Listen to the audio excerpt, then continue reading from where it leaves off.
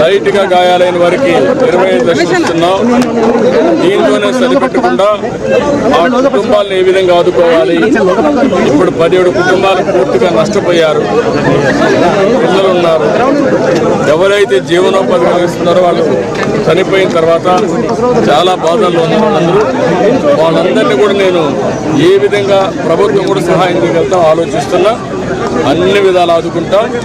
ఇక్కడ మా ఆఫీసర్లు కూడా చెప్పాను, వాళ్ళు కష్టాల్లో వచ్చినప్పుడు కుటుంబ సభ్యులు చనిపోయి మార్చిలో ఉన్నప్పుడు వాళ్ళు గౌరవంగా రిసీవ్ చేసుకొని కనీస సదుపాయాలు కల్పించాలి.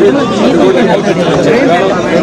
నిన్న కూడా చిన్న కొంతమందికి చెప్పారు, కొంతమంది చెప్పలేరు కూడా చెప్పారు. అవన్నీ కూడా కరెక్ట్ చేస్తాం. ఏది ఏమైనా జరిగిన సంఘటన చాలా బాధాకరం.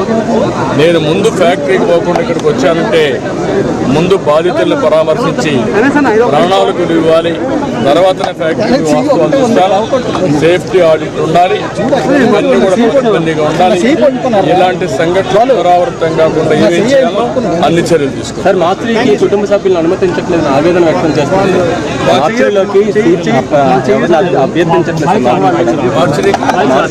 ఎవరిని కూడా పర్మిషన్ ఇవ్వట్లేదు ఆవేదన వ్యక్తం చేస్తున్నారు. వాళ్ళ బాధ నాకు అర్థమైంది. కూడా చెప్పాను. ఈ సమయంలో కూడా వైసీపీ నేతలు విమర్శలు చేస్తున్నారు.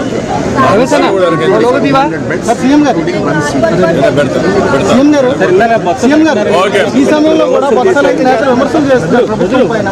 వాళ్ళు విమర్శలు చేస్తారు, ప్రజలు అర్థం చేసుకుంటారు.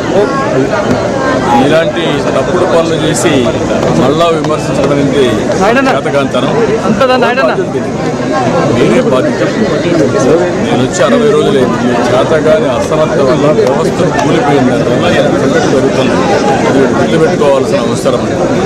తప్పుడు పనులు చేసేవాళ్ళు ఇట్లే మాట్లాడుతూ ఉంటారు. ఏదో శవాల కాడ పైసలు ఎదుర్కొనే రకం ఏంటి మాట్లాడాలి. సంఘటన ఏంటి, ఇక్కడ జరిగింది, ఎందుకు జరిగింది.